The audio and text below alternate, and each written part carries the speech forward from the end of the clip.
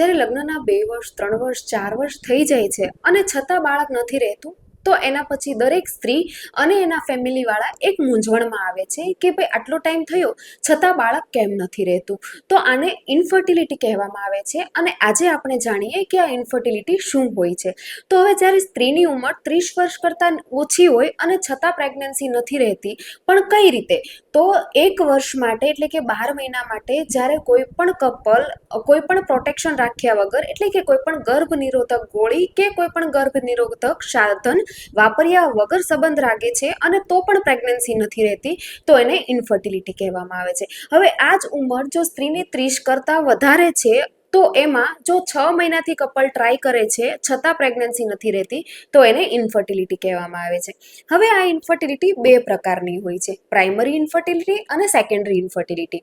તો primary infertility એટલે કે લગ્નના ગમે તેટલા વર્ષ થયા હોય પણ તેમ છતાં એક પણ વાર બાળક રહ્યું જ નથી, એક પણ વાર યુપીટી પોઝિટિવ આવી જ નથી, એને પ્રાઇમરી ઇન્ફર્ટિલિટી કહેવામાં આવે છે. હવે સેકન્ડરી ઇન્ફર્ટિલિટી એટલે શું? સેકન્ડરી ઇન્ફર્ટિલિટી એટલે એકવાર આગળ બાળક રહેલું છે, જ્યારે એ લાઈવ બાળક હોય કે પછી કોઈ મિસકેરેજ થયેલું હોય, આગળ બાળકની પેટમાં જ ડેથ થયેલી હોય કે કોઈ પણ કારણસર કિરીટન કરવું પડ્યું હોય અથવા તો મિસકેરેજ થયેલું હોય, તો એને સેકન્ડરી ઇન્ફર્ટિલિટી કહેવામાં આવે છે. હવે આમાં જ્યારે ઇન્ફર્ટિલિટી હોય ત્યારે સમાજમાં એવી માન્યતા છે કે કોઈ પણ વાંક એમાં સ્ત્રીનો જ હોય છે, તો ના, એવું નથી હોતું. અત્યારે સાયન્ટિફિક ડેટા પ્રમાણે 40% સ્ત્રીની કમીના કારણે, 40% પુરુષની કમીના કારણે અને 20% એવા કારણ હોય છે જેને અનએક્સપ્લેન ઇન્ફર્ટિલિટી કહેવામાં આવે છે, કે જેમાં કોઈ પણ કારણ વગર પ્રેગ્નન્સી રહેતી નથી. એટલે કે 40% મેલ ઇન્ફર્ટિલિટી, 40% ફિમેલ ઇન્ફર્ટિલિટી અને 20% અનએક્સપ્લેન ઇન્ફર્ટિલિટી.